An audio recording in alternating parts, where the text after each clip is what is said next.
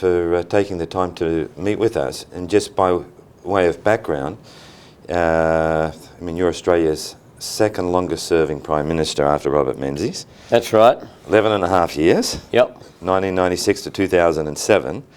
But there's also a long track record before 1996. From 1974, you've been in the House of Representatives and been a Treasurer in the Australian government. So that's more than 30 years experience in government. So today, Paul Porteous and myself want to capture some of those lessons, particularly as it pertains to the challenges of leadership, public problem solving, and generating improvements in society. And because given your experience, I'm sure that there's a lot of lessons based on your successes and based on some of the challenges and the frustrations you may have experienced along the way. So we would like to have a very frank, open conversation to the degree that we can and to the degree that you feel comfortable about talking about your thinking on these problems and issues.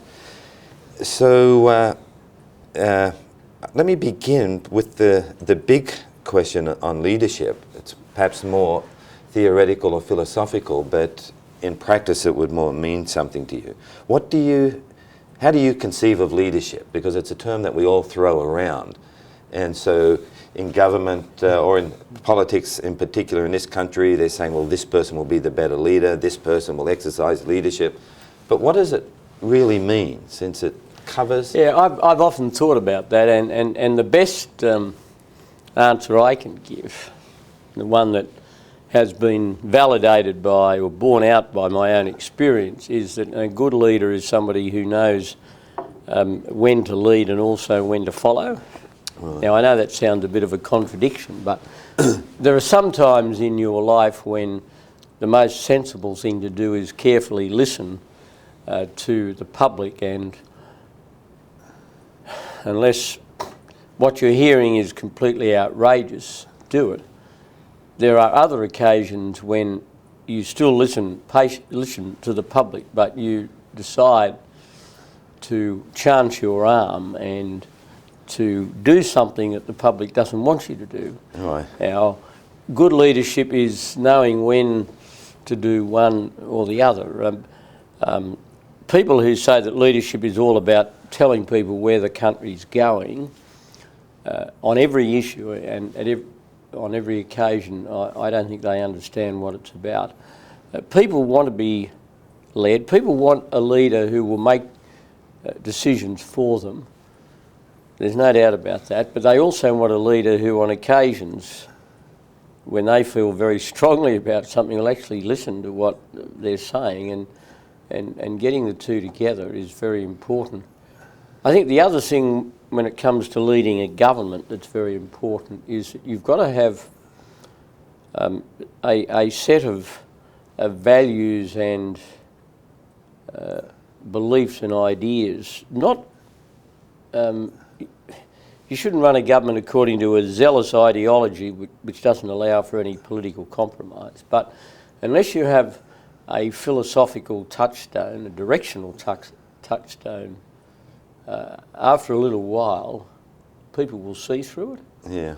And I always tried when I was Prime Minister to keep saying to myself, well, are we going in the right general direction? I mean, sure, I made political compromises. Any leader does. Any person who says they never compromise is deceiving the public. But you've got to always have a philosophical touchstone, and when you lose it, I mean, why I thought Reagan was a very successful leader, why I thought Thatcher was a successful leader, I did have a philosophical touchstone, and I thought, there have been characteristics of other governments that sort of lost their way. I mean, I remember studying very carefully the Heath Conservative government in Great Britain. I mean, it changed direction completely. Right. And, I mean, what were people, in the end, what were they voting for?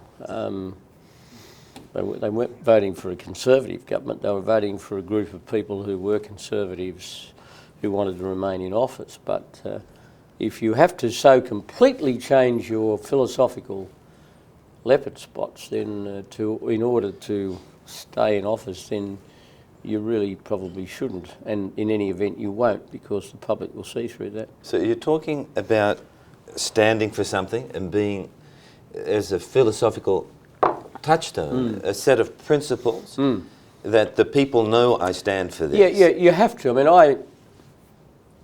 I believe when I was in government, when I left office, love me or loathe me, and there were plenty of both, people said, well, he stood for balancing the budget, he stood for labour market reform, for privatisation, he stood for a strong alliance with America, he stood for helping families with the cost of raising their children, and he was a conservative person socially, and you could always work out generally what Howard believed in. Right. We didn't always agree with him, and we thought he was a fuddy-duddy on this or that, but we knew essentially what he stood for.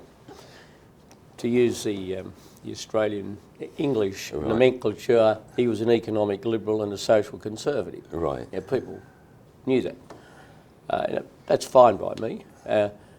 In some respects, people said I lost office because I tried to do too much. Right. It's better to lose office because you've tried to do too much than tried to do too little. Just still on this notion of leadership, because you said something that about the people looking to you to provide direction or to know where we're going. Is that what you mean, that they're looking to you for the vision, or that it's not about vision per se, about this is where the country's going and I'm going to lead you there? People, in my experience, in our kind of society, they elect somebody to look after the vision thing and so forth and the future of the country for them. Right. And they want you to tell them by your words and by your deeds the general direction in which you're taking the country. Right. When you start doing something they don't like, they want you to listen. And if you're not prepared to listen to them, they want to know why. And if you chance your arm on it, well, you chance your arm on it. I mean, when I was in government, there were some things that I did that never had strong public support. There are other things I did that had very strong public support. I mean, our decision to introduce major taxation reform never really had majority public support. And did you know that when you... Yeah, I did. Yeah. And our decision to join the Americans in the operation in Iraq never had strong popular support. And I knew that. But I made a judgment that they were things we needed to do. On the other hand, I think the stance we took in relation to illegal immigration did have strong public support. I think our gun control laws, which I know my friends in America would just shake their head at, because it's just so impossible to conceive of something like that in this country. Okay, so when you've got all these issues in front of you, and many of those issues are critical and they must be addressed, but at the same time you cannot do too much. But you said that you tried to push a lot of things, and maybe that had contributed to eventually... Well, you got...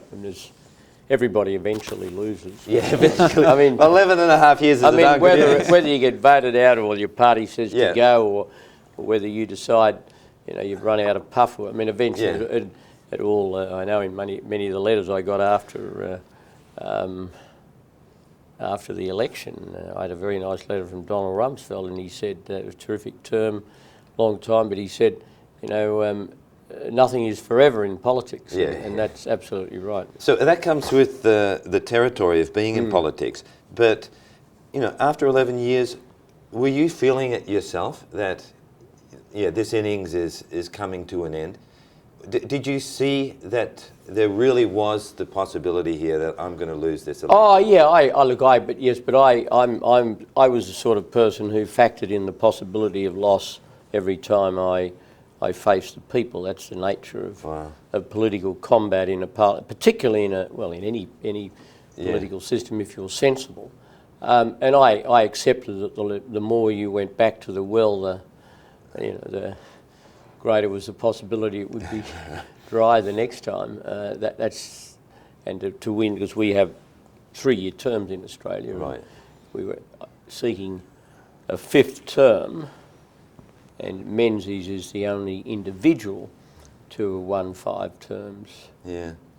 He won 7, and Hawke and I have each won 4.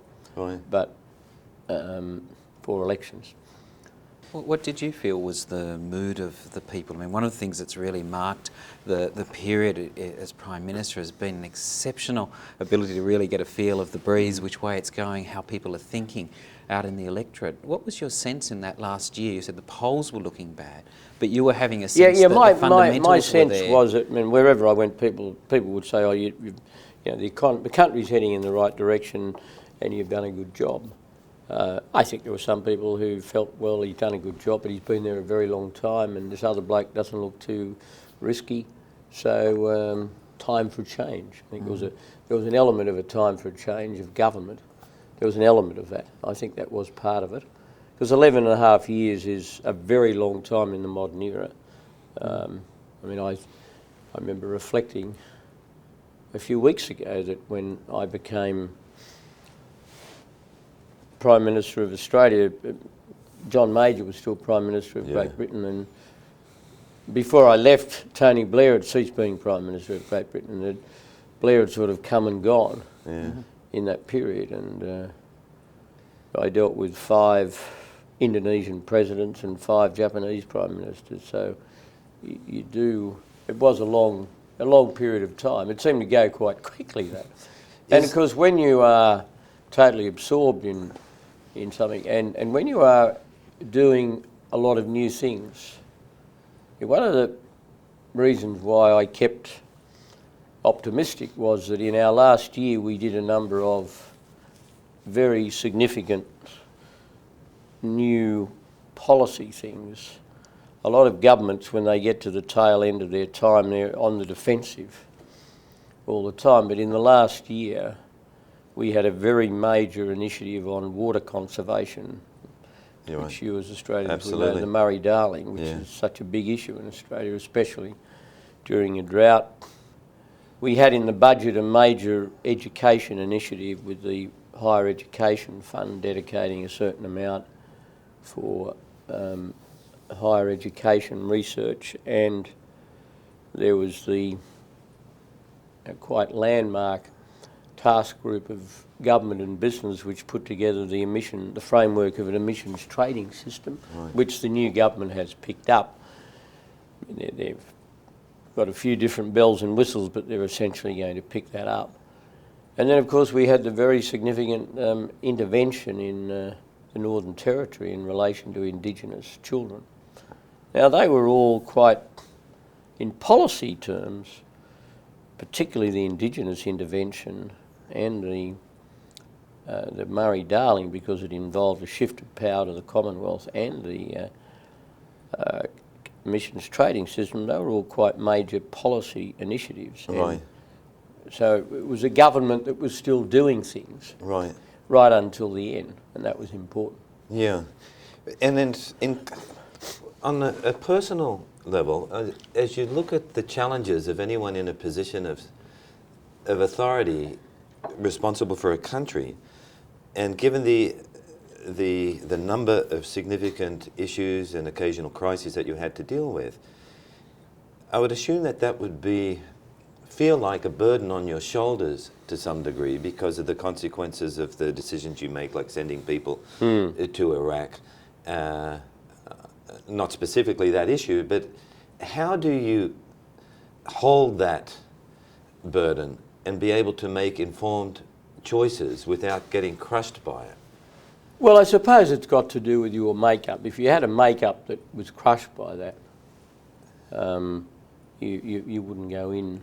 You would be repelled by any association with the process. That's not to say that I took any of these decisions in a cavalier fashion, quite the reverse.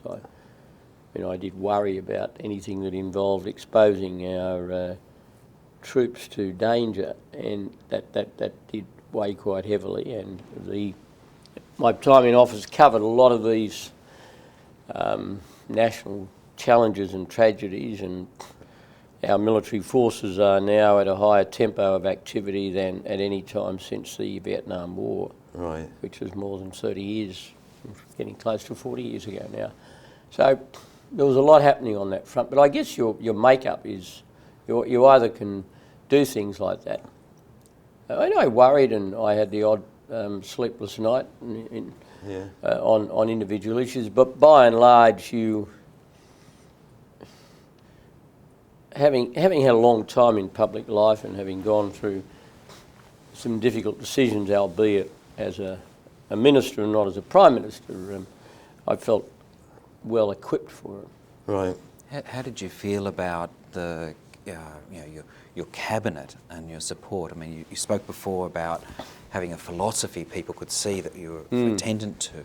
Was that as much a part of a party philosophy or more an individual? Well, it's both. It's both. Yeah. My party's, the Liberal Party of Australia, which you will understand once again as Australians, means a bit different from what that word means in North America. But it's the Conservative Party. The Liberal Party of Australia is the trustee of both the classical Liberal and Conservative traditions in Australian politics, and I probably was more conservative on a lot of social issues than some of my colleagues, but the majority of them were pretty much the same. And there wasn't a lot of philosophical disputation within the party. There were some people who were unhappy about some of our stances on illegal immigration. Some of them they weren't, but not many. There were obviously some people who would have had some reservations about Iraq, but they went along with the decision, and there was no public dissent in the way that Tony Blair faced his party. Of course, being a centre-left party, had a far different view on that than my party did. We ran a fairly orthodox cabinet system. I always took great care to ensure that major decisions of the government were discussed in and endorsed by cabinet. Every so often a Prime Minister has to make a decision without consultation, and also to make it clear, although there is consultation, that he wants a particular outcome and that people go along with. In my philosophy in running the cabinet was, if I had a strong view about an issue, I made that plain to my colleagues in the cabinet, and they generally ended up reaching that conclusion, but always after discussion. If I didn't have a strong view about something, I would just allow the discussion to flow, and I would work out from that discussion what the consensus or what the majority view was, and that would be it. That's the way I operated. And it worked quite well. We had a good cabinet system. People felt involved. There were very few occasions when ministers complained that they hadn't been consulted, but I mean, in 11 and a half years it was pretty good. Right. Well, then what about the challenges? I guess you've got the challenges of mobilising your own cabinet, mobilising your party, but what about mobilising the nation to support certain policies? Well, the key to that, well, obviously the key to it is the policy's got to be soundly based. Right. But when I was presenting to the public a policy that was obviously going to incite a lot of opposition and was controversial, was new, was different, and was going to involve some short-term dislocation, I applied first of all a basic, a benchmark test for any significant reform. And that was that I would be willing to sell it to the public and be optimistic that the public would support it if it passed two critical tests. The first of those was that it was something that was in the national interest, that you could honestly say Australia will be better and stronger and improved, or our welfare system will be better, or our tax system will be better if we implement this policy. In other words, it had to pass the national interest test. And the other test it had to have is that it had to really pass what I call the fairness test. Right. In other words, it had to be something that was fundamentally fair. Right. I can think of some policies that might be in the national interest, but they weren't necessarily fair. I mean, I was a great admirer of Margaret Thatcher's. I thought her poll tax, people didn't think that was fair. Now, whether it was or not, I think it was one of those things. Right. So it's really not just a question of it being fair, but people see it to be fair. But there's always some portion of the population who don't see it fair. Oh, no, but there'll always be some, but how do you get to them as well? Well, look, how do you, I mean, what I did probably more than any other Australian Prime Minister is that I used, as a method of communication, I used radio. Right. And the reason I obviously did use television and print media as well, but I did a very large number of radio interviews in the time I was Prime Minister. And my argument about radio is that it's the one part of the media where you can actually explain something in a bit of detail. Yeah.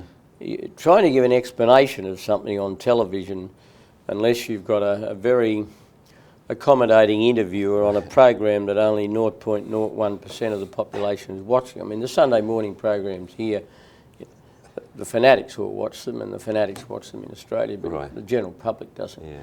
Whereas if you're on radio, even if it's only a minute or two or less, somebody over a period of time will pick up the gist of what you're saying, and if you appear frequently enough and you explain it properly, you can actually reach millions of people over a period of time on an issue. And I've found in my career that constantly using radio, which I liked doing, enabled me to reach a lot of those people. Yeah. In a way that if I'd have just relied on news conference, I mean, you have a news conference and the television network runs 5-second grab, and the 5-second grab that they want, not the one you want. Yeah, so that must be frustrating. So, very frustrating, and that applies to all of us. Yeah. So I found that as a method of communication, I found that very effective. Well, what about your style? Because here in the United States, and maybe in other countries, there's an over-emphasis on the characteristic of charisma, whatever that means. Well, I was not into that. Yeah. So, but nevertheless, while you're not into that whole cult of perpetuating your celebrity or charisma, you had this uncanny ability to relate to people and the common people. It's Well, I think people. I think I did endeavour to and succeed most of the time in talking the language of the common man. Yeah. And I use that certainly in a warm, sentimental sense. Not. No, it seemed very genuine as an observer of that. I mean, I did that, and I think one of the very important things to do in public discourse is always be polite to people. Yeah. I've watched politicians be rude to their public, and that never works. Yeah. Even in an informal, blokey society like Australia's, that kind of thing doesn't work. People expect to be listened to, and they expect to be treated courteously. And if you were on the side of courtesy, but you have a capacity to actually listen to people, I don't think I ever acquired tickets on myself, as I've seen some people in public life. Where you saw there was a big issue, and you said there were two stages that you there looked were at, two really tests to apply. National interest. Is this good for the public, and is it also fair, and will people see it as fair? And see, my theory is that the Australian public will accept a major reform if it passes both of those tests. And I think of tax reform. That was quite difficult, quite unpopular, but we ended up winning an election with the whole thing out on the table. And we lost a bit of bark in the process, but we still won. And in a sense, I had a big majority after '96 when we got into office. And part of my thought process was, well, having got into office and at long last we're back in power after 13 years in opposition, we're not going to waste the opportunity. We've got to do something. And one of the things I wanted to do was reform the tax system, because I'd believed for a long time it needed reform. And we put it off. we said before '96 that we weren't going to introduce a broad-based indirect tax. So it meant that when we decided we should introduce one, we had to really go to the people to get a mandate to do it. And you know, I knew that it was going to be unpopular, and our opponents were dead against it, and they ran a fear campaign, and they said it was going to put the cost of everything up, and it was going to hurt the poor, and so forth. Well, we had to make a case, and we had to argue the national interest. I think we succeeded. Most people, in relation to tax reform, said, "Oh, look, I think it'd be a good idea to have a broad-based indirect tax, but will it hurt the poor?" That was really because there's the sort of the superficial view about a broad-based consumption tax is that it is regressive and puts up the cost of basic things for poorer people. Now, we countered that by having personal income tax cuts and adjustments in pensions and all sorts of other things to make sure that there was a sufficient shock absorber in the policy to deal with any impact on less well-off people. Now, we succeeded with that. We won in the election, and we eventually, with some compromises, not being able to impose it on food, which had been part of the election policy because we couldn't get that through the Senate. But apart from that and a few other things that we didn't really like but we had to live with, we got 85% of what we wanted, and that was pretty good. Now, of course, people look back on that and say, well, what was all the fuss about? It's a new system, it's worked well, and it's seen as a big reform. And you get that. How did that test apply? I'm thinking of ones where, you know, with ones where it becomes much more emotive within the community. Obviously, things like detention of mandatory detention. Mandatory detention. Well, people. There was an overwhelming. How did you deal with that? Because I mean, clearly people are saying that was more.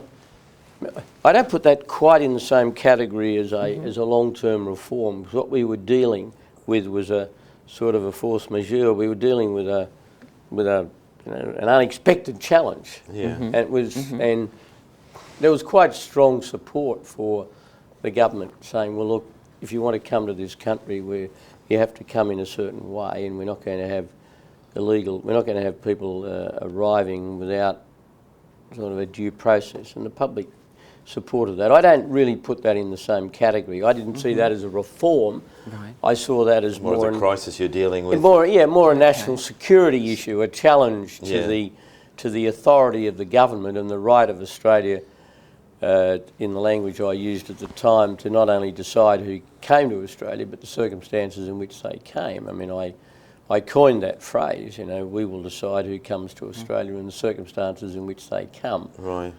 And that was a phrase that people did rally to very strongly. And one of the interesting byproducts of that is that whole episode is that we now have a higher level of immigration than we've had for a long time, and there's quite wide public support for it. Right. Because people feel that, well, there's certainly not resistance. There's always a section of the population that gets nervous about immigration for a combination of reasons. They think they might lose their jobs. They don't like the country changing too rapidly or whatever. But we've been able to push immigration up in a quite constructive way with more skilled migrants and so forth. And there's not a lot of resistance to it. And one of the reasons, I think, is that people now think it's all run in a very straightforward, hunky-dory way, and they...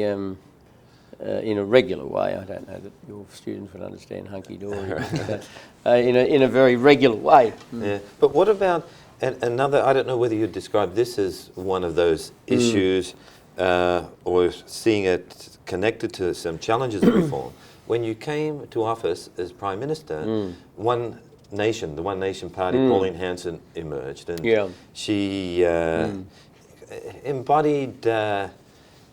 I don't want to say a dark side. Maybe there was this darker element that got played out that was seemingly racist. But nevertheless, there was no doubt some legitimate concerns that people put on her to represent. It was controversial at the time, and as a witness to it, some people were saying, well, the Prime Minister's not doing enough. No, well, see, they were wrong in my view, because I understood why One Nation arose, it arose for a combination of reasons. It arose partly because the pace of economic change had left some people behind and they were feeling disenfranchised. Yeah. And Particularly in the bush too. particularly in the bush and in the fringes. Yeah. And they weren't racist. Right. But when you feel as though you've been left out, you sort of blame everybody. Right. You blame the most recent Yep. arrival and all that kind of thing, but they weren't really racist. My view was that if the more she was attacked, the more she would become a sort of martyred symbol of the disgruntlement a lot of these people felt. And I know I was criticised by a lot of some people in my own party. They said I should have, taken her on, and people were running around saying, if I'd have been there, I'd have, Right. I'd have crushed her and all that. That's all nonsense. Yeah. She ended up getting 1 million votes in the 1998 election, so that was a pretty heroic claim by people that. And my view was that she had no real solutions to any of Australia's problems, Right. and certainly not to the feelings of alienation that many of these people felt. And that what you had to do was not attack her for being a bigot, but ask her what her policies were, Right. and she would demonstrate very clearly that she had none. And she really began to fade when the acid was put on her to say, well, what would you do, Pauline? Forget about the slogans and everything, Right. and appearing in photographs with the Australian flag. I mean, we all want that. Forget about that. How would you fix it? And when she started to explain it, Right. people then realised that she didn't have Any substance? she didn't have a feather to fly with. There was Right. there was no policy substance. She was a megaphone for people's concerns. But she triggered something in the society at that time, in a portion of the society, that some framed as being anti-immigrant or anti-Asian or anti-Aboriginal. And how did you speak to those concerns to let people know that this isn't going to get out of control? Well, I think you on a factual basis you argued with her. I mean, when she said she made two statements in her maiden speech that were factually wrong. One of them was that the country was being flooded with Asians, as Right. she put it. Now that was wrong. Right. I mean, I pointed that out. I said there's a certain Asian component of a non-discriminatory policy, but to say the country's being flooded is just wrong. Right. And the other comment she made was that, she implied that Aborigines were not Indigenous people were not a disadvantaged sector of our society. And I pointed out that was wrong as well. Yeah. But I also was careful not to brand all of her supporters as being racist. Right. And some of my colleagues did, and I thought they were wrong. I thought they were giving her status and profile, because I did not believe she would last. Right. And I thought the way to achieve her flaming out was to expose the fact that she didn't have any solutions. Because in the end, you can't exist in Australian politics on demagoguery alone. Right.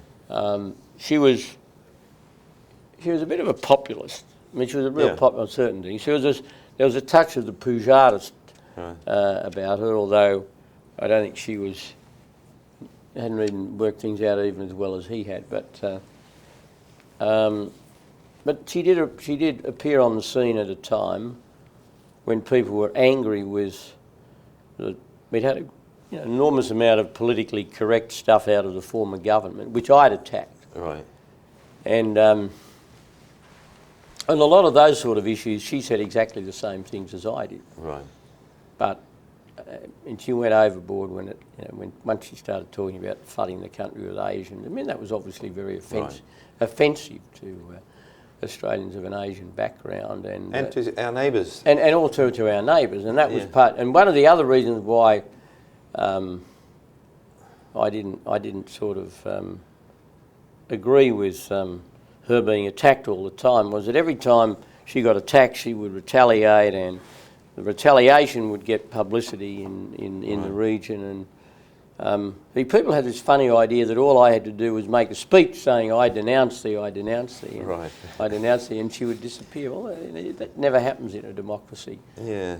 But I realised that at the time, the way I decided to handle it was controversial and was criticised by the media, by the elite media in particular. I mean, if the New York Times had been running a commentary on it, I'd have been excoriated, I copped a lot of criticism. Yeah, and at the time too, I too was looking at You To Do More and what the nature of that was. I don't even know if I was sure myself, but it just on the street, it did generate a lot of debate. And But in a way, it was a debate the country had to have. had to have, yeah. And And you wanted that debate to take place well, and be managed in a I just more- think see, we'd had this situation, and it's tied up a bit with later attitudes towards Indigenous policy. Right. We'd had this situation in this country that when anything at all that involved a minority or something to do with somebody's race and whatever, that if you disagreed with what was being proposed, you were sort of branded as a racist. When Right. the former Keating government had been in office, things to do with Aboriginal affairs, we disagreed with some of them, and the resort of the then Minister and Prime Minister was to say, well, look, they're anti-Aboriginal, there's a racial overtone, this is the old white Australia sort of. Right. It was nothing of the kind. Yeah. But that attitude persisted for a long time. And we really, and I said last night, we'd persevered in Australia with policies for 20 or 30 years in Aboriginal affairs were completely wrong. Right. And the extent to which the public had come to believe that was demonstrated last year when this intervention with an overwhelming public support. And the intervention last year being? The intervention in the Northern Territory, where we basically said, well, there's a crisis because young children are being physically and sexually and emotionally abused in remote communities because there's been a total breakdown in law and order, and we're just going to take those communities over and stamp that out. Now, we were able to do that constitutionally in the Northern Territory, where a lot of Aborigines live, and it was accepted by the public, even though it abrogated all these notions of individual, of the empowerment of Indigenous communities and of separate development, and in a sense it overturned 20 or 30 years of policy. Right. And how did you get the population to buy into that? Because I looked one aspect of leadership...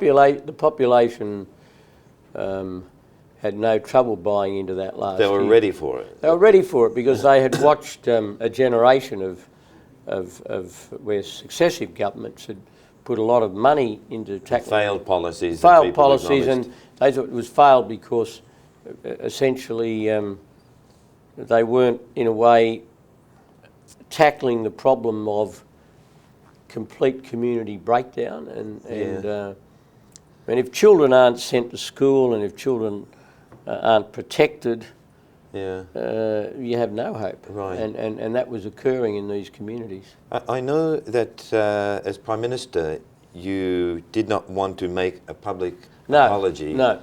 And you spoke at the forum last night about that a current generation should not be held responsible for a previous generation.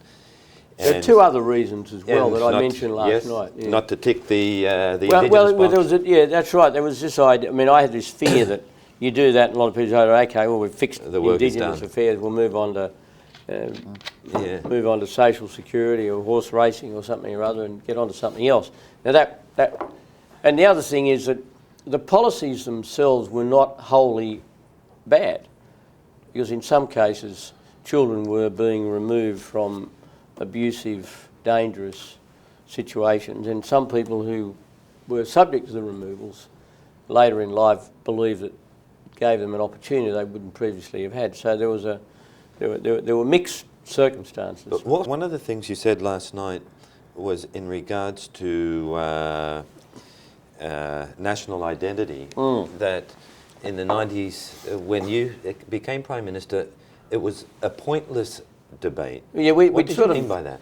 Well, I felt that, particularly during Keating's Prime Ministership, not so much Hawke's. I don't think Hawke suffered the same problem in this area. We seem to have this endless seminar and all this about what our identity was. It was tied up with Keating's push to make the country a republic. Just putting that aside, though, because there are plenty of people in my party who believe in republic. It's just putting that aside for a moment. But we seem to be, are we an Asian country? Are we too European or too British or not?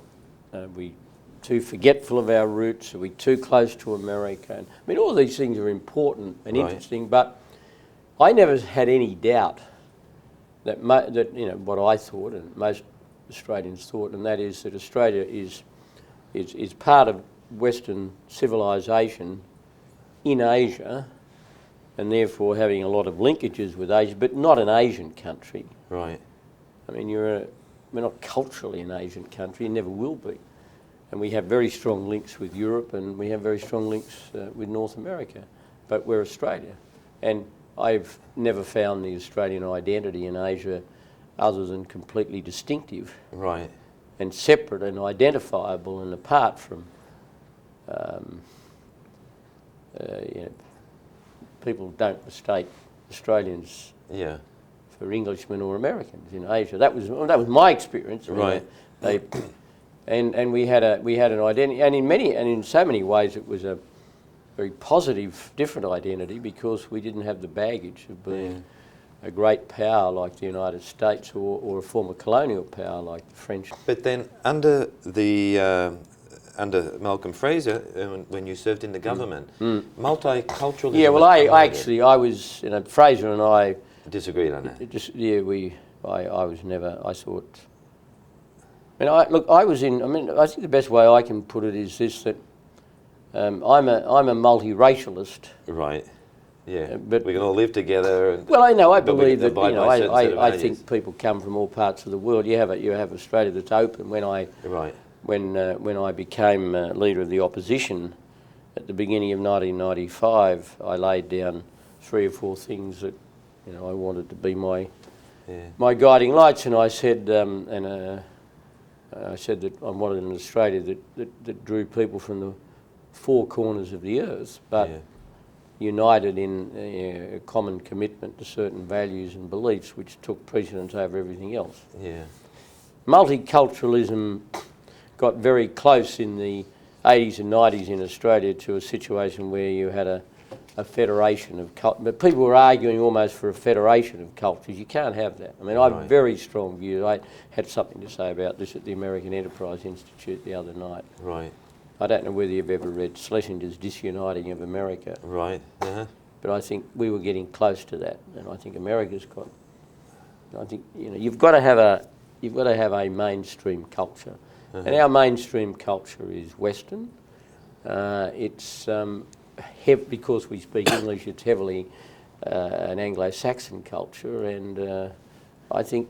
That's it. I mean, that's the reality of it. Were your concerns as strong in, I think it was 1988 when you put out the One Australia? I made that statement, which that was an interesting clumsy. It was a clumsy statement. But you were making it. I mean, what was the background to suddenly deciding I'm going to put this out there? I mean, what was the timing? Well, it was a combination. I mean, I had a very strong view about multiculturalism had gone too far, and sort of got caught up with some concerns about the pace of change in our immigration program, and I made some clumsy comments about that, which I was criticised for, and rightly so, and I subsequently acknowledged that, but it didn't alter in any way my view that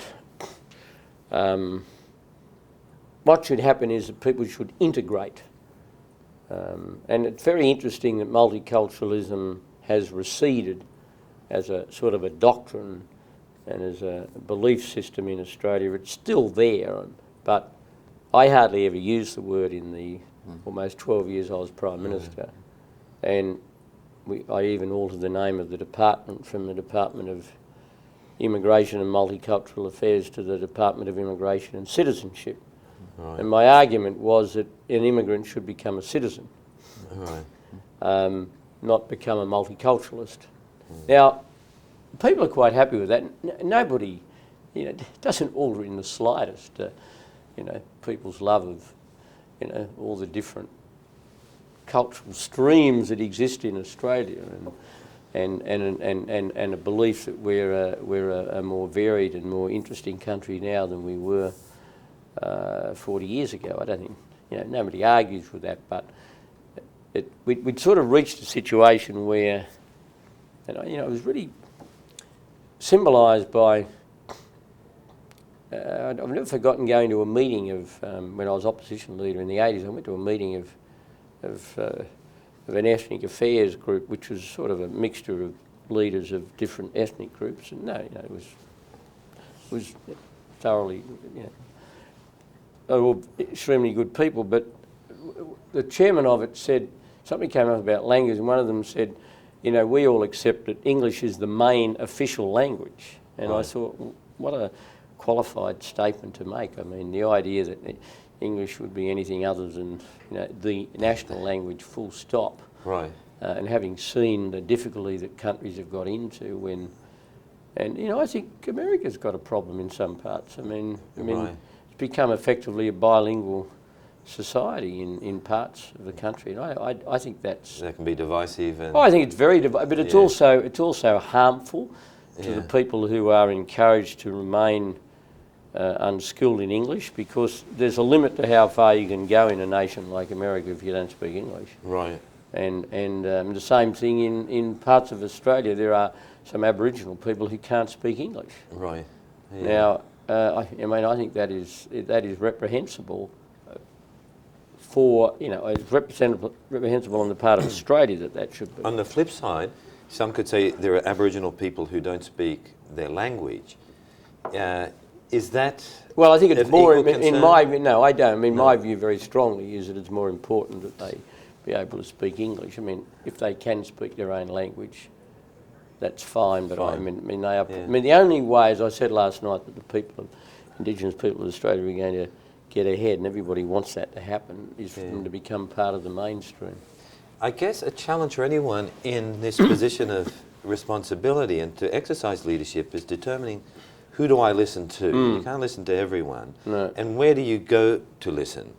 And how important is it, for example, being with Aboriginals, to head out into the Aboriginal communities and get a sense of what's going on? Or Well, that's much better than listening to the mainstream media tell you what Precisely. to do. And Could you talk a little bit about? Yeah, well, look,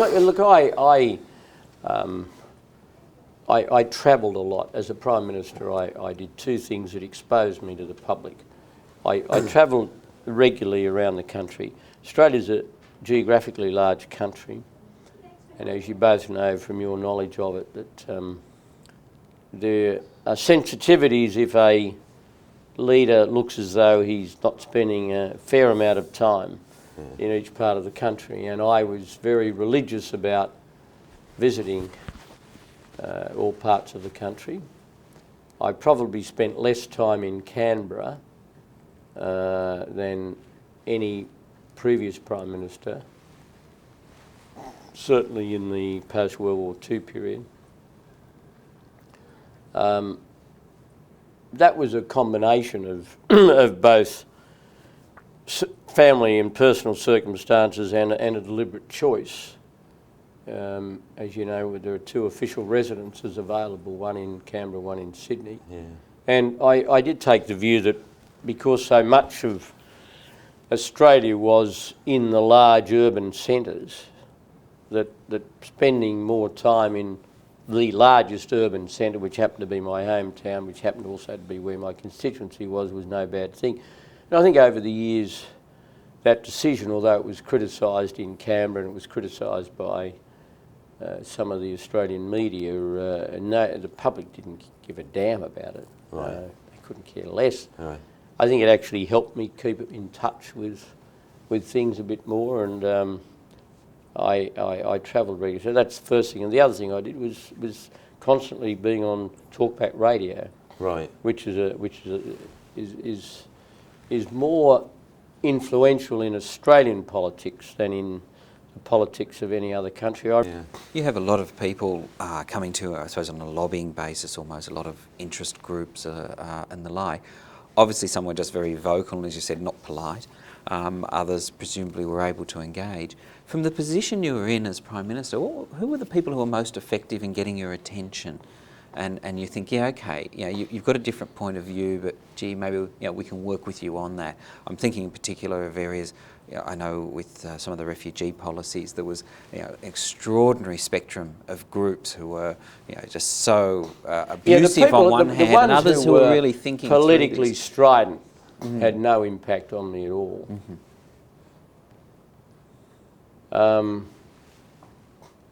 Others who were not so politically strident but were respected leaders, I listened to. I don't know that I necessarily shifted policy, but I would go away and think. I mean, for example, the senior Catholic prelate in Australia, Cardinal Pell, is a person who, along with other church leaders, I had contact with from time to time, and he was an intellect who I respected as well as respecting his position in the community, and he had some views on that he felt there were aspects of our policy that needed change, and I listened to him, and I think he had some influence, not a lot. Right. I don't know that I agreed with all his criticisms, but it was the quality and the the intelligence. I mean, if somebody who was just a regular critic, what I would call the usual suspects, well, you don't take a lot of notice of them because they always attack you. But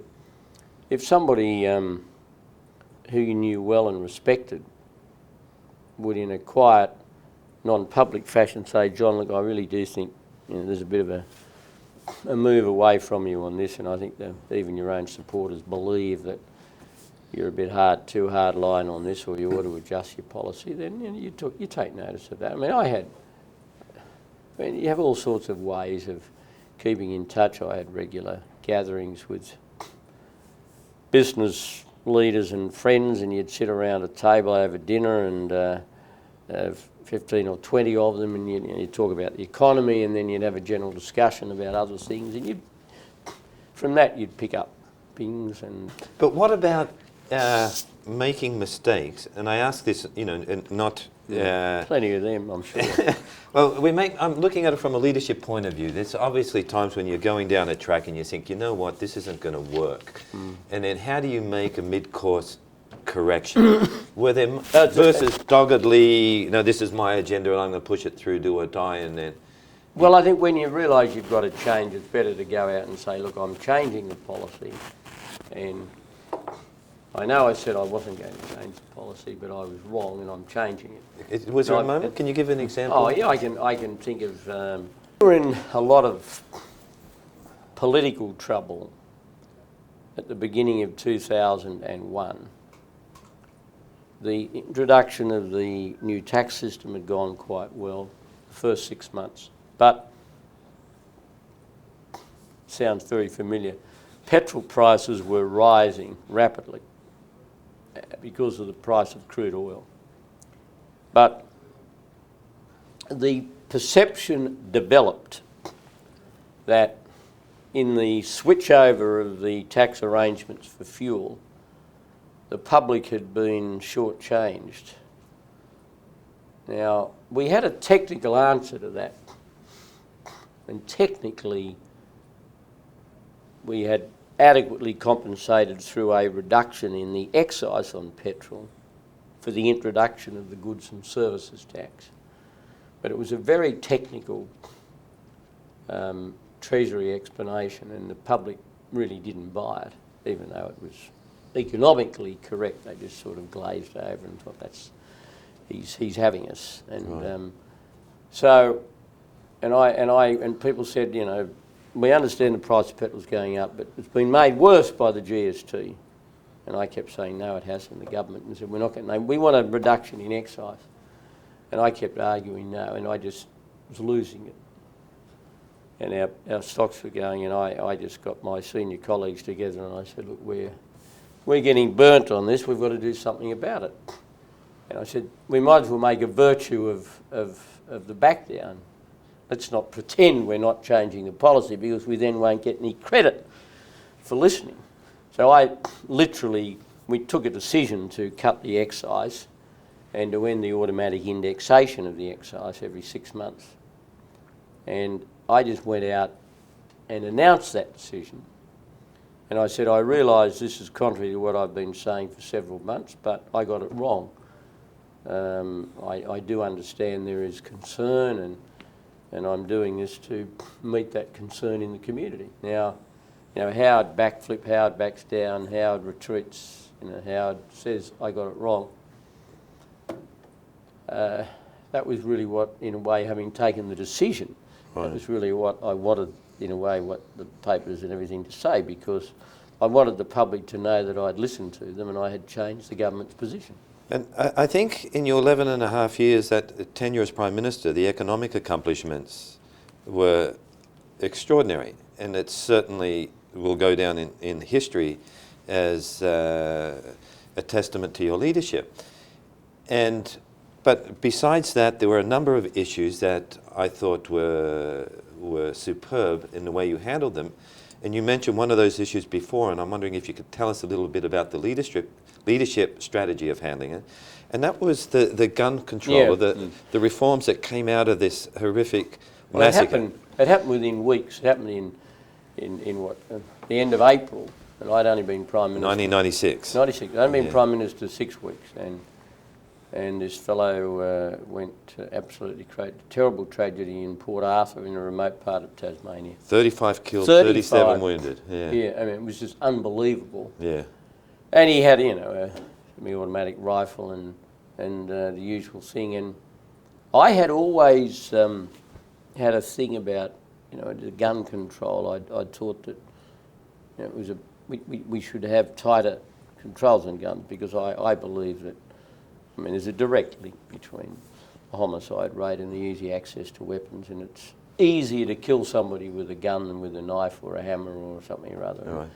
And most, so many murders are crimes of passion and not of reason, and so it just seemed to be elementary to me that the fewer guns there were, particularly guns that had a mass murder capacity, the fewer homicides you'd have. So gun control was something that constitutionally belonged to the states.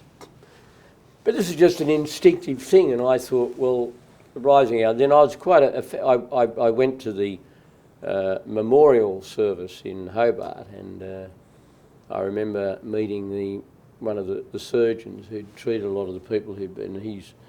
He broke down, and I embraced him outside the church, and the photograph appeared on all the papers. And I went back to Canberra, and I thought, well, I'm going to do something about this. And I didn't have the constitutional power, but I just announced that I was putting to the states the proposition that we should have new uniform gun laws which eliminated these semi-automatic weapons and put very severe restrictions on all long arms in Australia. And we'd have a buyback scheme, and the Commonwealth would finance the buyback scheme. Well, it caused a lot of internal difficulty, particularly in my own party, in our coalition party, the National Party, that represented entirely rural constituents, although a lot of Liberal people represented rural constituencies as well. Ironically enough, the Labor Party supported it because they had no rural constituency against it, and to their credit, they could see the public benefit, and a lot of Liberals did. And it was a very interesting issue. I actually had people in the cities, especially women, come up to me and say, I've never voted for you in my life and I never will, but what you're doing about guns is right. Yeah. And but there was a lot of resistance, and there was a special police ministers meeting convened in Canberra, and I sort of joined the meeting, and I said, look, we have got to do this. Yeah. And at one stage, we even threatened to have a referendum. Right. to give the Commonwealth power to deal exclusively with weapons in a lot of the more recalcitrant state governments, which were Liberal National Party Right. governments, realised that if that were to happen, you might end up with an even title law. So finally, we got agreement, and it was. How did you manage the National Party constituents, the rural population who were feeling like a fundamental right? To his credit, the leadership of the National Party inside the federal government supported us. Right. Tim Fischer was the Deputy Prime Minister then, and they were very good. I mean, there was a lot of argument in our party room as the weeks wore on about nibbling away here and there, and people wanted, if they sort of disable the weapon so that it can't fire semi-automatically, can they keep it? And I said no, because they'll be able to, repair the disablement, and we're either going to do this or not. And I really dug my heels in on it. And what really comforted me a lot is I went to a rugby test in Sydney in May between Australia and South Africa, and a lot of country people follow rugby union in Australia, and a group of them came up to me and said, look, don't take any notice of what some of these people are saying. We agree with you. It's a bit of an inconvenience, but it's in the public good. Right. And but it was, I was really very proud of that, because I felt that I had done something that would create, in a very practical way, a safer country. Yeah. And the statistics have borne it out. There have been fewer gun-related deaths in Australia per 1,000 of the population since the ban came in than there was previously. I mean, it really has made a difference. Yeah, and it was wonderful how you handled that, I thought, witnessing it at the time, and also looking, this horrific event. Well, you seized the moment. I mean, it was a terrible tragedy. I mean, 35 people in a country like Australia. I mean, I remember getting a message from John Major. He said he couldn't believe that, having got a mess, getting condolences from all around the world about the Dunblane massacre, he would then be sending me a message about an even greater massacre in Australia. Yeah. I mean, it really shocked the country to the core. Absolutely, absolutely. Just one lunatic gets hold of this lethal weapon and just terrible. Okay. Just a couple It of never other happened things. here. I mean, it's just Happens here weekly. so it's part of the culture. Yeah, it's so ingrained into the culture Yeah, that just- even presidential candidates have to talk about how many times they've been hunting. Yeah, and it's this- something. I just can't. The mentality of that, I just can't. I just Well, can't those of us who comprehend. live here and watch it can't fathom it, but it's such a sacred issue here. It's amazing. I mean, it's just so evident that Yeah. the more guns there are, the more murders you're going to have. Yeah. It's so easy. I mean, Yeah. just awful. So I suppose, thinking of that was a real crisis issue, and as you said, it's sort of as though the issue itself ripened and people were ready to hear it. Other issues which came up were more longer term ones which were harder to deal with. I'm thinking the issue around the Republic debate, for example, was one that was, it had been long drawn out. Many people had strong positions on either side of it. Yeah. You had a very strong personal position, as it seemed. Yes, that you were I'm a putting out there. conservative. I support the constitutional monarchy. I take a Burkean view of institutions, that you don't. If you have an institution that's working, you don't get rid of it. And that is a Burkean view, and it's part of my conservative makeup. I felt that the debate had come up when we were in opposition, and Keating was the champion of it. And he'd made it quite divisive, in my opinion, because part of the mistake he made was to, well, not just imply, almost say it, but certainly imply that if you weren't a Republican, you weren't a patriotic Australian. That the idea that you could have fiercely nationalistic Australians who were supporters of the monarchy as well as supporters of the Republic. I mean, he couldn't really accept that, and I think that's one of the reasons why the referendum was defeated. But it had come up while he was Prime Minister, and we'd said there were divided views in the Liberal Party, and we'd come up with a very intelligent suggestion, I believe, of handling it from Alexander Downer in the time he was opposition leader. He said, well, if we're elected, we'll have a constitutional convention to discuss the issue. And then, depending on if a consensus comes out of that, then we'll put a referendum proposal to the public. I thought that was a very clever way of diffusing it. It gave the impression that we were prepared to debate it and that we weren't just against it, but didn't commit us to it. So that was the commitment. When I became leader, I embraced that same policy. So when we won the election, we went ahead and had the convention. We had the convention. We had the election at the end of 98, and we had the convention in 99. And out of that, there seemed to be a consensus for the, you might loosely call the Australian Republican movement's model, which was a governor, a president appointed by Parliament, and the campaign went on, and I allowed a free vote inside the Liberal Party. About 60% of the Liberal Party supported the status quo, and about 40% the change, and the National Party more supported the status quo, but we allowed a free vote. And of course, as you know, it was defeated, but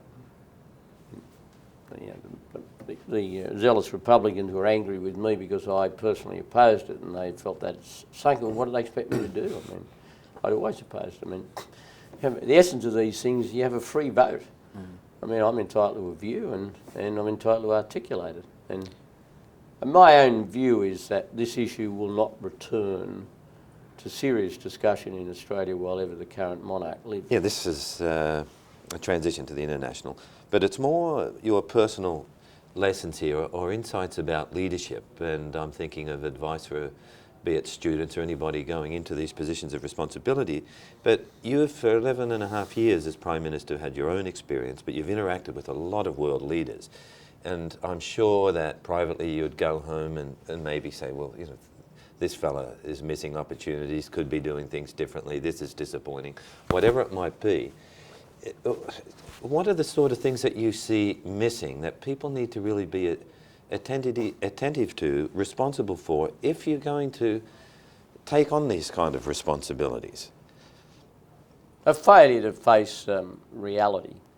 I mean, for reasons you'll understand, I won't start naming names, but you might like me to. But, I mean, I've had some meetings with leaders of other countries where there's just been a total unwillingness to acknowledge the problem, Right. or even accept that a challenge exists, and you have that reaction that it was a sort of a waste of time having the meeting. Then others you meet who are really so courageous in a difficult situation. I remember, a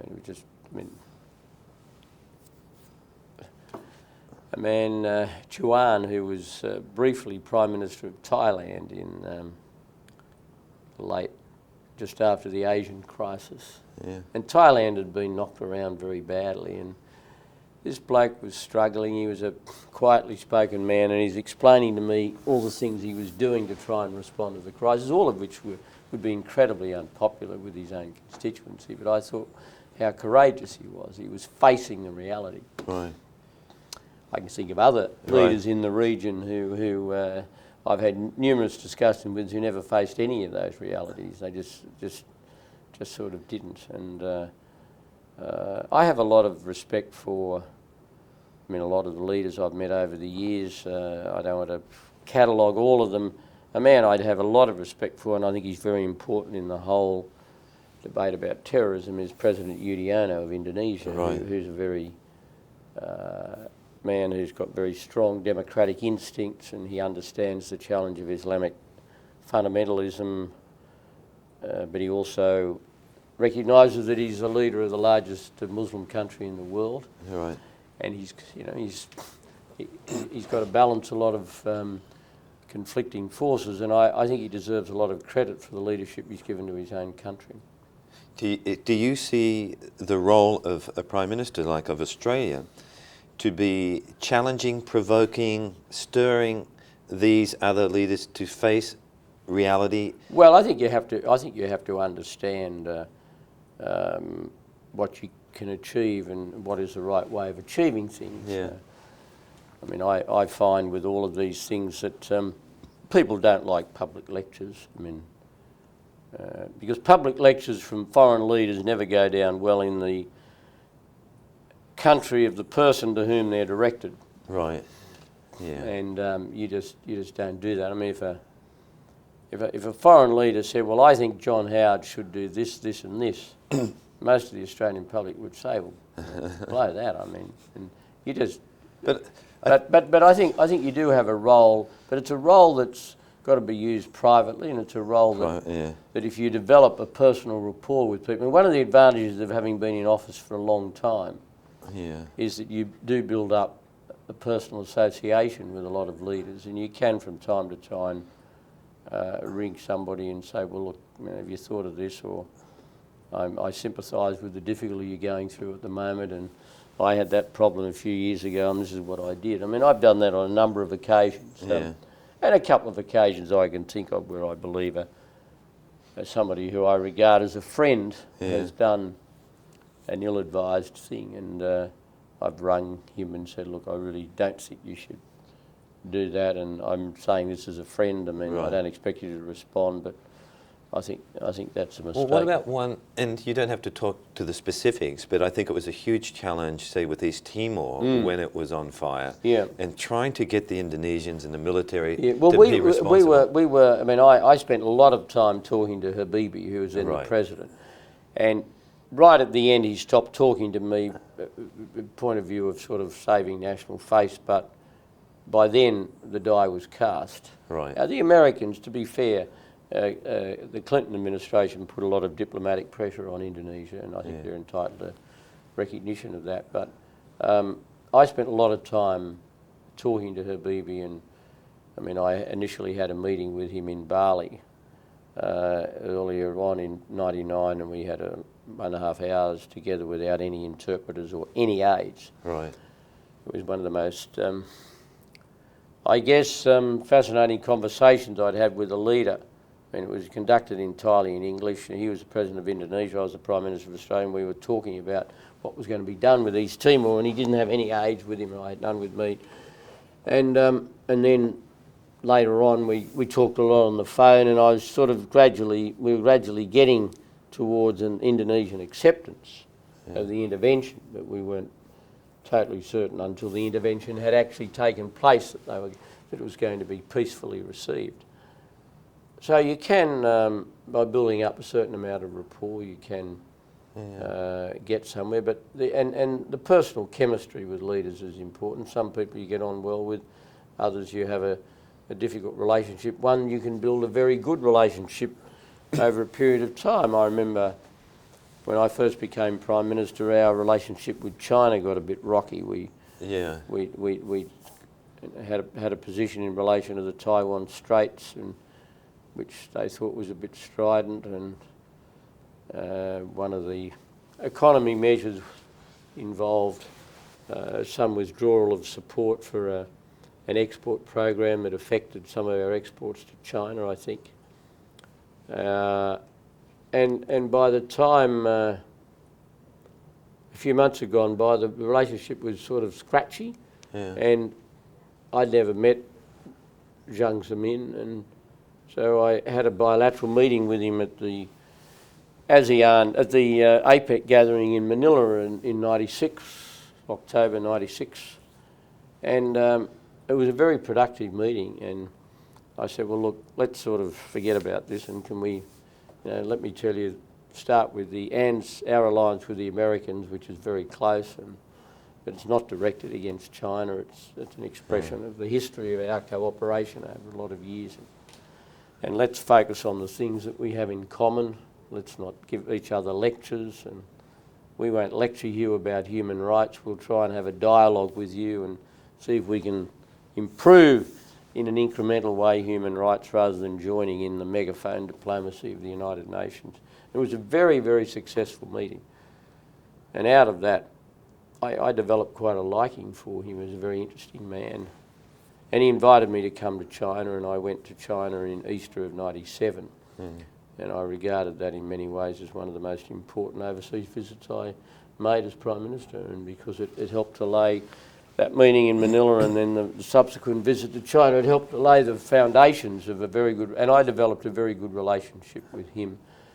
And also with Zhu Rongji, the Premier of China, who was a real class act and was really the architect of a lot of the economic modernisation recently of China. In your personal relationships, as with the example with China and also Indonesia with Habibie, you said... Well, even more so with Yudhoyono. Even more so. Yudhoyono and I developed a very good relationship. And how important are those relationships? Well, they're quite important. Because you have the whole apparatus of foreign affairs and everything, but then you're there and you're able to get things done. They are very important. Yeah. And they can have... they're very important in different countries. And the small things matter.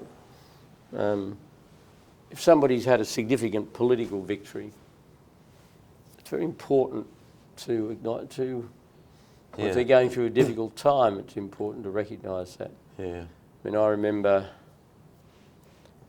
after I'd got to know Yudhoyono when he was the coordinating minister in Megawati's government, and I developed a very positive view of him, and I was delighted when he won the presidential election, and it had and I just after our election I rang him to congratulate him, and I said I was going to go to his inauguration, and he was obviously hadn't sort of contemplated that people might do that, and as a result a number of other leaders in the region went, and it was a very important gesture. Yeah. Because he was the biggest Muslim country in the world, and we just had, for the first time, it had a popularly elected president. It was a huge event. Yeah, sure. Yeah. But coming back with Habibie, I don't want to know what you said in that meeting, but I want to get a sense of, because you made the point there was no interpreters, no aides or anyone, so it's all unfiltered. In that moment, are you able to say things in a way that cannot be said in any other form? Yeah. You can. You can. You can, you can. And that's one of the advantages of one-on-one meetings, and they're very important. Yeah. Likewise with George Bush as well. Oh yes, I mean I developed very. I mean George Bush and I have become very good friends. And I like him. I think he's a highly intelligent man. His interaction with small groups, he's very impressive. He's in command of what his brief is, and the complexity of the issues. A lot of people don't like his decisions, but you know that happens. Sure.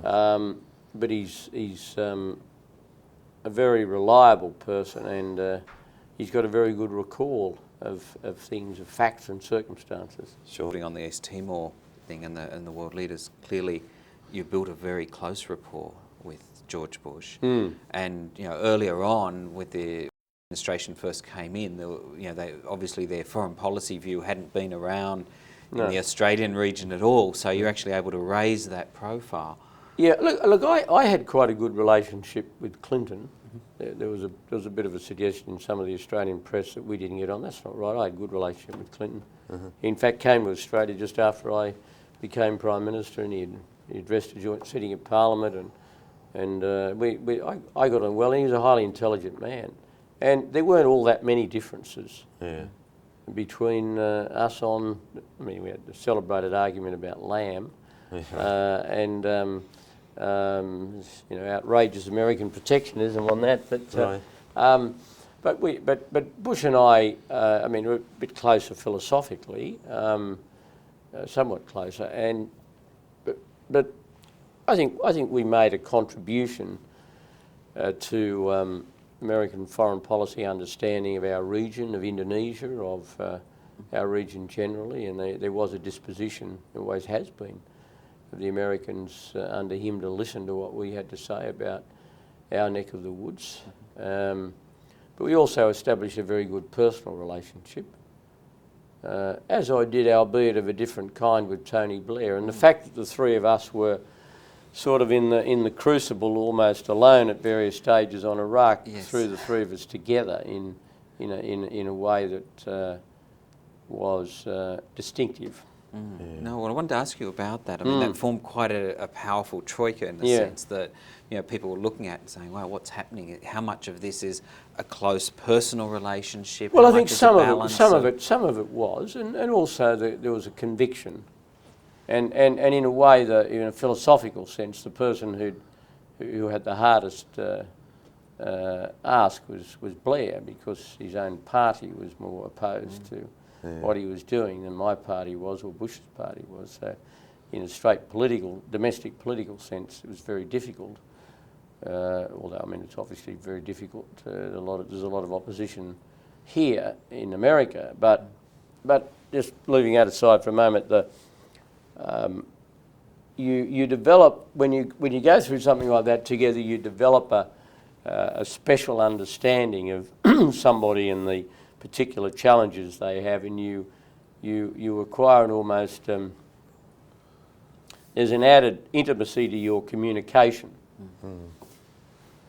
Because you have to talk about things that you know nobody else is talking about in quite the same way.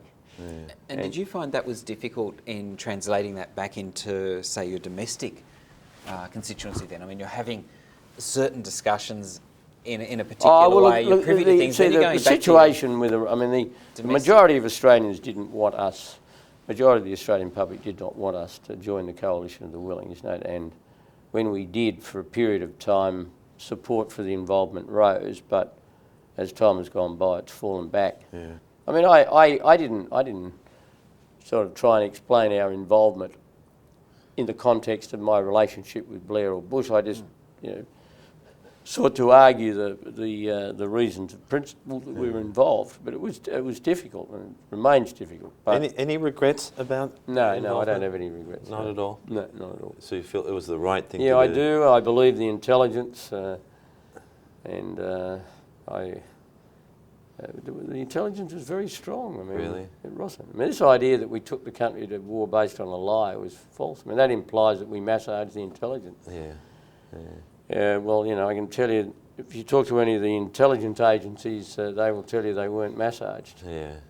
Just in wrapping up here, just on once again, it's a personal note to reflect on what it's like being in that position of responsibility for a country, and managing yourself and managing the role. Because on one hand, it's a role you assume as the Prime Minister, and you represent something, and yet you too are an ordinary human being, and many people kind of start believing the press, or they take every attack personally, or they become somewhat vain and narcissistic with all this power and responsibility. But there's something that's very ordinary about you in that capacity, where you're not above, the rest of us. No, well, look, How do you do that? Well, I tried, I think with some success, to keep an equilibrium, not to get too carried away with the power of the office, and that's easy to do, but equally not to sort of develop too thin a skin. Yeah. You get angry about a lot of things. I was aided by my family. I mean, I have a highly intelligent wife who's not afraid to sort of express views privately, and she's been very supportive, and I have 3 adult children who have been very supportive and involved in an appropriate way, not excessively, but they've sort of followed my career and they're supportive of it, and all of that helps. I guess I was lucky that I've achieved a reasonable balance in those things, and because you really have to do that, otherwise you're going to lose touch. Yeah. And you lose touch with reality. Yeah. If you're too paranoid about criticism, I mean, criticism is part and parcel. You just have to accept it. Yeah. And I think of all the criticism that's levelled at some people, and I've watched other public figures get too sensitive to criticism. I used to get very angry if the criticism of my family. I got angry about that, but I think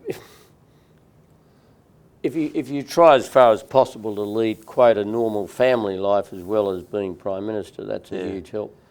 Would you read, Oh, yeah. a lot of other material outside of mainstream No, politics? I used to always try to keep reading books, Yeah, but they were mainly history and biographies and right. commentaries. I didn't read an enormous amount of fiction, but Yeah, some. yeah, And I kept to a daily routine. I exercised regularly, and I've followed sport. yeah. And that following sport is a great antidote to delusions of grandeur. Because I could never play cricket as well as I'd like to, and Right, my golf's pretty ordinary, so that brings you down to earth. right. I remember Steve Waugh saying to me once we were at something, and I got up and I made a little speech, and he said, "Oh, John," he said, "how do you do that?"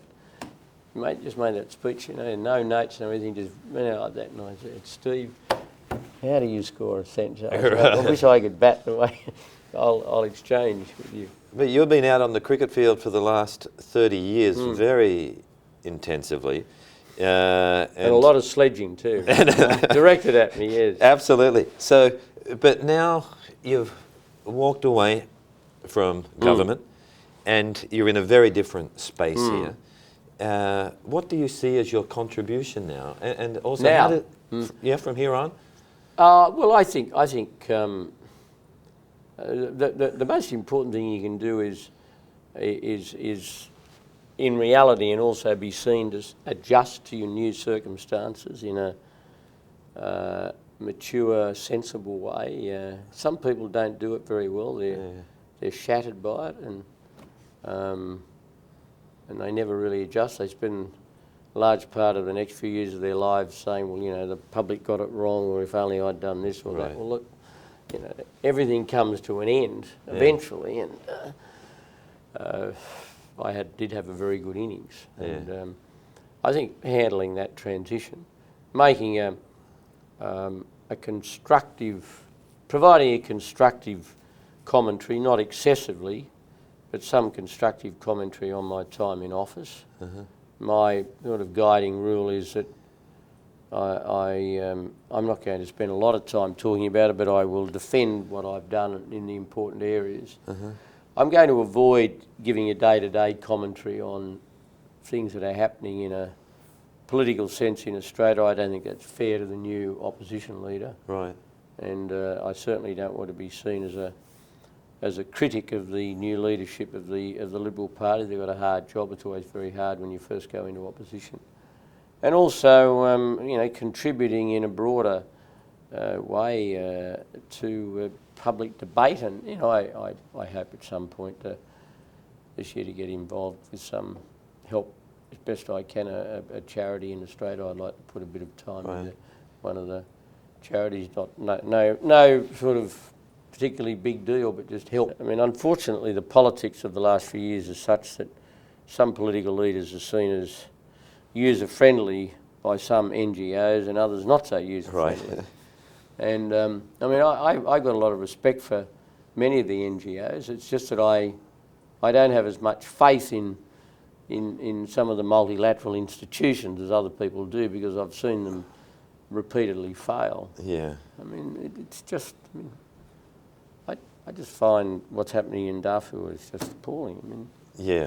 talking about it in the context of These multilateral institutions, how they're handling of the it. UN and so forth, and the Organisation of African States. Sure. I mean, people criticise Bush and me and Blair and so forth for what they call unilateralism, but heavens above, if we'd left the resolution of the disintegration of the former Yugoslavia exclusively to the United Nations, you'd have never got anywhere. And I remember when we were doing the negotiation on the Security Council mandate for East Timor, I remember Richard Holbrooke sending me a message saying, whatever you do, get a broad mandate so that we don't have a repetition of what happened in the Balkans, where the NATO forces had to stand by while the slaughter of some of those Islamic people took place, because their mandate said they can only do this, and they had to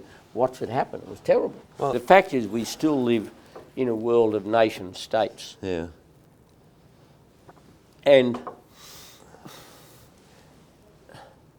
at the simplest level, when the tsunami occurred, the first physical assistance on the ground in Indonesia was from the military forces of Australia and the United States. Yeah. Now that's no criticism of the UN. Right. No, it's just the reality, and that was a vivid reminder to me. I mean, we had army relief and medical relief teams there within hours, as did the Americans. Yeah. And later on the UN came, but it's just the nature of the organisation. And because we still live in an environment of nation states, there's got to be a greater acceptance, in my view, that if you want certain things done, they can only be done by coalitions of the willing and by Right. people acting collectively. You're never going to have world government in our Sure. lifetime. You're not going to have. Yeah. Nation states are not going to hand over sovereignty Yeah. to an international body. So therefore you have to recognise the limitations of international bodies, respect enormously the work done by their specialised agencies. I think UNICEF does great work. I've developed an enormous respect for the International Organisation of Migration, the IOM, seeing its work in relation to refugee processing, and the UNHRC does a very good job. I Right. admired their work. I remember years ago visiting a camp they ran on the Cambodian-Thai border. It was a very, very impressive operation. I followed their work very carefully over the years. I think a lot of those specialised agencies do great work, but the heavy lifting in relation to the security challenges is still going to be done by nation states, and I think what we have to do is accept that and not use the fact that the United Nations doesn't give it a blessing as an excuse for doing nothing. Right. Now that may sound a self-serving argument in the context of what happened on Iraq, but I think it's valid. Right. Because after all, the same thing happened in relation to Serbia. Right. I mean, that wasn't a United Nations sanctioned operation, Yeah. Yeah. but nobody argues it wasn't correct. Well, I don't think many people do now. Yeah. Well, in closing, as you think about your own leadership and your legacy, or do you think about legacy? Is that... Oh, well, I bet everybody likes to have a nice legacy. I think, well, let me put it this way. My country was stronger and prouder and more prosperous when I left office than it was when I came to office. Yeah. That's a pretty I good must way have to done, end it. I must have done something right.